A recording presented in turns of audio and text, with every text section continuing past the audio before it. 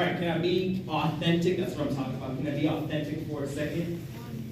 Nervous right now. I have no idea why. It's like I see so many faces out there I know and a few I don't know, but I'm so nervous right now. So that's just a little bit of an authentic me. I wouldn't be my authentic self if I didn't bring a little bit of camp magic. Right? Come on, I'm the day camp director at Morgan. So I need everybody on their feet. And I need you guys to repeat after me. Repeat after me. Repeat after me. Repeat after me. Repeat after me. Okay, we can get loud. My cameras are way better than this, okay? Repeat after me. Repeat after me. I am not who you think I am. I am not who you think I am. I am not who I think I am. I am not who I think I am. I am who I think you think I am. I am who you think I am. Okay, some of y'all are like, what did you say? So I'm going to run that back one more time. Repeat after me. Repeat after me. I am not who you think I am. I am not who you think I am. I am not who I think I am. I am not who I think I am. I am who I think you think I am. I am who you think I am. Okay, you guys know what in the world does that have to do with authenticity, right? Well, I love this quote, and I learned of this quote just a few years back when I began college. So a little bit about my story. I'm from Tacoma. I'm a Tacoma boy. Anybody else a Tacoma native? Let's go. No, nobody? Only like a couple people? Okay, all right. Grew up in Tacoma and basically spent maybe the first 13 years of my life really shy, really timid. I always tell the story about how in middle school I didn't have any friends and my best friend was a librarian, right? I hung out with the librarian all the time and it was wonderful. And then high school hit. And I don't know how many of you guys know about Tacoma schools, but there's this new school, newer, that opened up, the Science and Math Institute.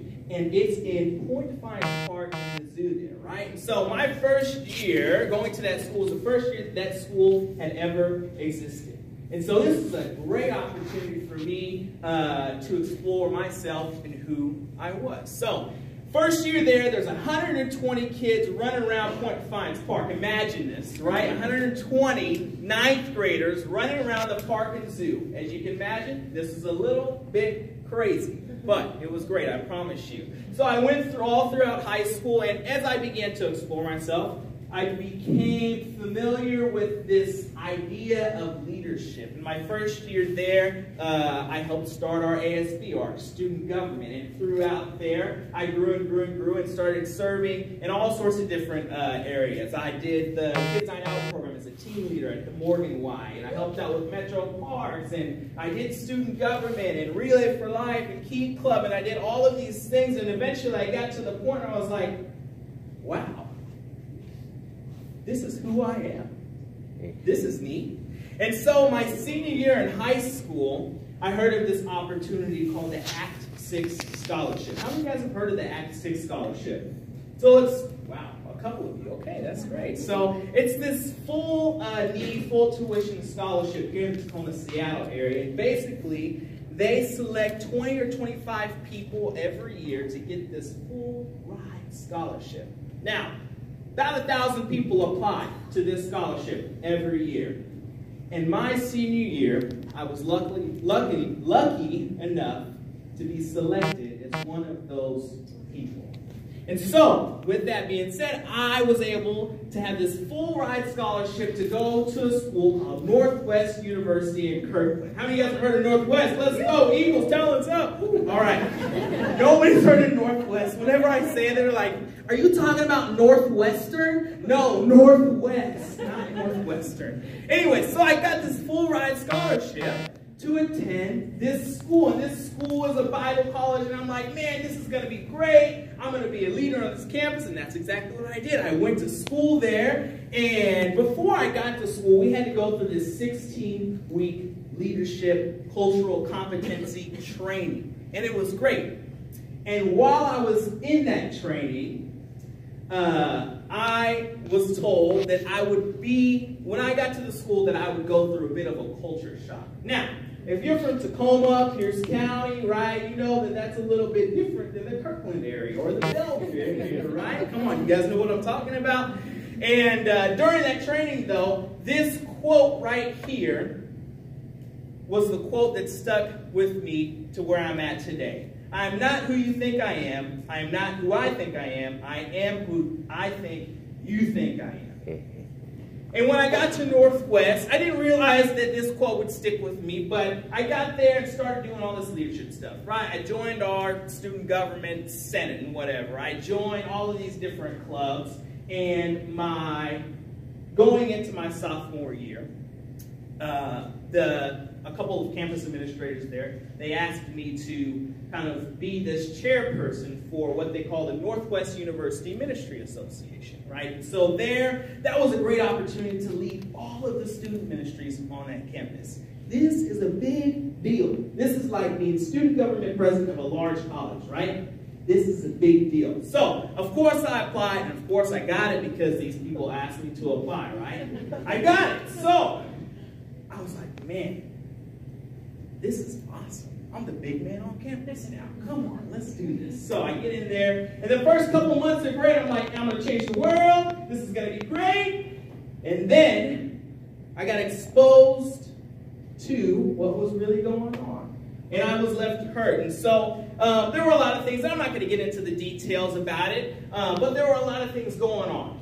And I brought those things to the attention of the administrators there, and unfortunately I was met with defensiveness, and I was met with kind of some harsh words, and because of that I ended up resigning from that position halfway through my term. Out of that then came lots of rumors and gossip and talks, and there was a crazy magazine article that was written, and it was crazy. And because of that, my grades began to slip, and I began losing friends, and people started talking about me. And at the end of my sophomore year, because of everything that was going on, I decided to leave and give up my full ride scholarship. I gave up the scholarship. That's $120,000 I just gave up! Do you guys get that? Whew. I reflect on that today, and I'm like, man, I'm such a dummy. But back then, that was the decision that I needed to make, because I needed to stay authentic to myself and stay true to myself. Because back then, I didn't want to be in a place that proclaimed love, but behind the scenes talked bad about. That's not the type of place that I wanted to be in. So, here's a few things that I learned from that situation and where I'm at today. And if you've got your notepads, take those out because you want to take notes. So the first thing that I want to talk about is how to engage our authentic self, right? The second thing is how to act authentically. And then the third thing is how to treat others with authenticity. So, engaging our authentic self. After leaving college, I had to find out who I was, right? I was set to go and be an education major and be a teacher and do all these great things. And then, boom, I leave college and give up the scholarship. Scholarship, guys. Scholarship. So I left college, and there I'm wondering what I'm going to do. So right after college, I moved back in with my mom. Mom was not happy about it, but that's okay. She got over it. And I began unpacking my stuff, and she had some of my stuff in storage, and I pulled out this box of like memories, right? How many of you guys have a box of like memories from high school and stuff? Well, I wrote myself a letter in 9th grade. And in that letter, it said a bunch of weird stuff, you know, like, Christian, one day you're going to be married and have 5 children, blah, blah, blah, blah, blah. I don't want 5 children now. Let me put that out there, okay? But the one thing that I did write in that letter was that, Christian, one day you are going to be a cop. You're going to be a cop, Christian. And so as I read this letter, I was like, okay, maybe this would be something cool, right? So I began to explore that. You know, I began watching all the cool cop shows, Brooklyn Nine-Nine, and Law and Order. You know, I was like, man, I'm going to get all these bad guys, and this is going to be great. So I began exploring this idea. And I began doing research and doing ride-alongs. How many of you guys have seen the movie Ride Along? Yeah. It's nothing like that. It's the most boring thing in my life. Nothing happened. But that's okay. I still was interested in this career. And in 2017, I applied for the Washington State Patrol to be one of those troopers chasing taillights down the highway. Come on, how many of you guys love the Washington State Patrol? None of you do. I know you don't. I know you don't. How many of you guys got a ticket in the last year? No, don't raise your hand. Anyway, so I applied for the Washington State Patrol, and I got really far in the process, and then, boom, they said no. Bummer. So, what I did was I began working at a church and was a kids pastor and did all these phenomenal things, and it was great. And then I get to the why. Now, the why has always played a part in my life, right? I did the teen programs at Morgan. I did Camp Seymour back in 2013 and worked there summer after summer. And then now I'm the day camp director at Morgan. And this last year has been a journey because I didn't give up my dream of being a police officer, a cop, right? This last year, I actually applied for the Tacoma Police Department and got really far in that process too. And just a few months ago, I was told no. Bummer! So what am I going to do now? I don't know, right? But here's what I've learned in that lesson, in that story. One, you've got to accept yourself for who you are. You are enough. Everybody repeat that. You are enough. You are enough. Right? You have to accept yourself for who you are. I remember when Janelle asked me to come speak here. I was like, sure, okay, I'll do it. And then she handed me the list of people that was speaking. I was like, I got to go after Charlie. I got to speak with Krista. I got to speak with Dale. All these great people here. And I'm just a day camp director. And I got to speak with these people. But then I had to think to myself, you know what? I was invited for a reason and I am enough, right? Support your self-esteem, right? So you got to support your self-esteem. One way I support my self-esteem is by drinking coffee. How many of you guys know what I'm talking about? Amen, right? And I will prove to you that coffee supports your self-esteem. So this morning as I was pouring my coffee over here, I got a couple of sugar packets. I do 2 sugars, no cream. Cream is gross. But on the back of these sugar packets, there were these quotes, and I want to read these to you. The first quote says this: "No one has ever found their way who has not felt lost." And that hit me. Let me say that one more time. No one has ever found their way who has not felt lost. I've felt lost. And to know that no one has ever found their way that hasn't felt that, that's a good quote. And then this other one says, of all the things you can make in life, remember you can make a difference. Whoever bought these sugar packets, man, this is gold. This is gold right here. Of all the things you can make in life, remember you can make a difference. Coffee does support your self-esteem. Act on your personal beliefs and values, right? Back when I was at Northwest, I had to act on my personal beliefs and my values. I had to stick to what I felt. Because if I didn't, I don't know where I would end up. Maybe I wouldn't have had a degree. Maybe I wouldn't have wasted $120,000, whatever it was, right? But I wouldn't have stayed true to myself. And then the last thing, engaging our authentic self, you got to put time into your personal growth.